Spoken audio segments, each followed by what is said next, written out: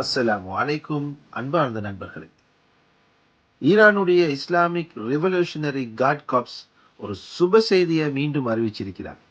அது என்ன தெரியுமா?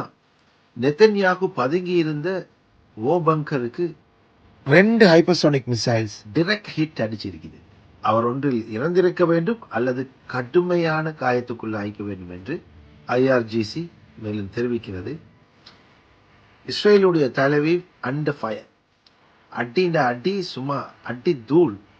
என்னன்னு சொன்னா, தெல்லவியுடைய வீடியோ காட்சிகளை பாருங்க, முற்று முழுதாக தீக்குறைக்கான மாதிரி நெருப்பு ஜுவாலைகளோடும் அனல் பறந்து கொண்டும் தான் காணப்படும். அங்க அவர்கள் அடிக்கக்கூடிய அந்த 1 டன்னுடைய அந்த வோ ஹெட்டுடைய அந்த கிறிஸ்டர் பாம், அது கூறு கூறுகளாக பிரிஞ்சு போய் ரோட்ல இருக்கிற கார், ரோடு, வீடு வாசல் எல்லாம் தாக்கப்படுது. இஸ்ரேல் சூட்சமமாக எல்லோரையும் பதுங்கு குழிகளில் பதுக்கியதனால், ஒளிந்து கொள்ள சொன்னதனால் அந்த மக்களை குறிவைத்து ஈரான் தாக்கவில்லை. இஸ்ரேலுடைய கட்டிடங்களையும் நெத்தன்யாகுடைய இராணுவ கட்டிடங்களையும் யுஎஸ் உடைய கட்டிடங்களையும் குறிவைத்து தாக்குகிறது. எனவே ஈரான் சரியான பாதையில் தான் சென்று கொண்டிருக்கிறது. இஸ்ரேலுடைய அயன் டோமுக்கு கேமை கொடுத்துட்டாங்க, பென்கூரியன் ஏர்போர்ட்டுக்கு கேமை கொடுத்துட்டாங்க, அமெரிக்காவுடைய பல எசெட்ஸுக்கு கேமை கொடுத்தாச்சு.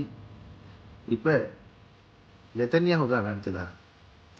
இன்றையோ நாளையோ இவ்வளோ நாள் தாக்க புள்ளி போறோம், பெரிய பார்க்கலாம். என்னென்றா, ஈரானுடைய புதிய சுப்ரீம் லீடர் முஜ்தபா கமைனி அவர் பதவியேற்றத்துக்கு பிறகு 33வது தாக்குதலாக அறிவிக்கப்பட்டிருக்கிறது இந்த பிரம்மாண்டமான தாக்குதல். இது அவருடைய தகப்பனாரை அநியாயமாக கொலை செய்த இந்த சாத்தான் கும்பலை பழிவாங்கும் தாக்குதலாக பிரகடனப்படுத்தியிருக்கிறார். எனவே இது உக்கிரமமாக போய்கொண்டிருக்கிறது. நெத்தன்யாவுக்கு வேற வழி இல்லை, ஒன்று ஜெர்மனி, இல்லாட்டி பிரான்ஸ், இல்லாட்டி அமெரிக்கா. இங்க சரி ஓடி ஒளி. ஆனா தப்பித்தவரி சரி நியூயார்க் பக்கம் மட்டும் ஓடிடாது. என்னண்டா, அங்கேயும் எங்களோட ஒரு ஆள் உனக்காக வெயிட்டிங். ஜொஹரான் மம்தானி கைவிலங்கோட காத்துட்டு இருக்கிறாரு. இப்படியான நிலைமையில இன்னொரு பக்கம் லெபனனுடைய பெய்ரூட் பக்கம் கடுமையாக தாக்கப்பட்டு கொண்டிருந்தது. இப்போது ஹிஸ்புல்லா மும்முரமாக தாக்கி 16க்கும் மேற்பட்ட இஸ்ரேல் சோல்ஜர்ஸ் கோவிந்தா கோவிந்தாவாக கதை முடிஞ்சு போயிட்டு இப்படியான ஒரு கட்டம் தான் நிலவி கொண்டிருக்கிறது. இந்த முறை வந்திருக்கும் இந்த சுப செய்தி நல்ல செய்தியாக இருக்க வேண்டும் என்று பிரார்த்தித்துக் கொள்வோம். என்ன, மிஞ்சி மிஞ்சி போனா இன்னும் கொஞ்சம் நாள் தான், நாள் எண்ணி கொண்டிருக்கிறான். இந்த போர்ல நீங்க ஈரான் பக்கம் நிக்கணுமா அல்லது அமெரிக்கா இஸ்ரேல் பக்கம் நிக்கணுமான்னு சிந்திக்கும் போது ஒரே ஒரு விஷயத்தை வச்சு முடிவெடுங்க. மனிதாபிமான ரீதியில நீதியின் பக்கம் நிக்கணும்னு சொல்லி சிந்திங்க. யார் பக்கம் நீதி இருக்குன்னு பாருங்க, யாருக்கு எதிராக அநியாயம் நடக்குதுன்னு பாருங்க. இப்ப நிச்சயமாக நீங்க ஈரான் பக்கம் நிற்பீங்க. என்னடா, அவங்க ஒருபோதும் அமெரிக்காவை வீண் வம்பிழுத்து ஒரு நாளும் தாக்கவும் இல்லை, இஸ்ரேல அப்படி தாக்கவும் இல்லை.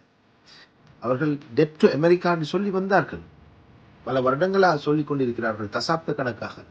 ஏன் என்று சொன்னால், அந்த காலத்திலிருந்து அமெரிக்கா ஈரானுக்கு பொருளாதார தடைகளை விதித்தது, பல நாடுகளோடு கூட்டு சேர்ந்து அவர்களை ஒரு மூளைக்கு தள்ளியது.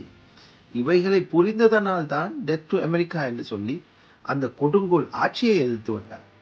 அமெரிக்கன் மக்களை அவர்கள் ஒருபோதும் கொள்வதாக கூறவில்லை. அவர் சொன்னதெல்லாம் அமெரிக்காவுடைய அந்த போக்கு அழிய வேண்டும் என்பதுதான் அவர்களுடைய பதுவா. டெத் டு அமெரிக்கான்னு சொன்னார். இப்போது டெத் டு இஸ்ரேல் என்ற கட்டத்தில் உக்கிரமமாக தாக்குதல் நடந்து கொண்டிருக்கிறது. நெத்தன்யாகு ஜஸ்ட் மிஸ்ன்னு நினைக்கிறேன். இன்னொரு தகவல், உறுதிப்படுத்தப்படாத ஒரு தகவல் வருது, நெத்தன்யாவுடைய தம்பி போய் சேர்ந்துட்டார் சொல்லி இவருக்கு பதிலாக பங்கர்லுக்கு அப்படியே மயக்கத்தில் இருக்கிறாரோ என்னமோ. இன்னும் எந்த ஒரு ஸ்டேட்மெண்ட் கொடுக்கும் ஆளை காணம். யாராவது கண்டா தகவல் சொல்லுங்க, கமெண்ட்ல எழுதுங்க. மேலதிகமான அப்டேட்ஸ் வந்தா கமெண்ட்ல எழுதுங்க. நெத்தன்யாவுக்கு இந்த முறை விஷயம் சக்சஸா இல்லையான்னு சொல்லி பொறுத்திருந்து பார்க்கலாம்.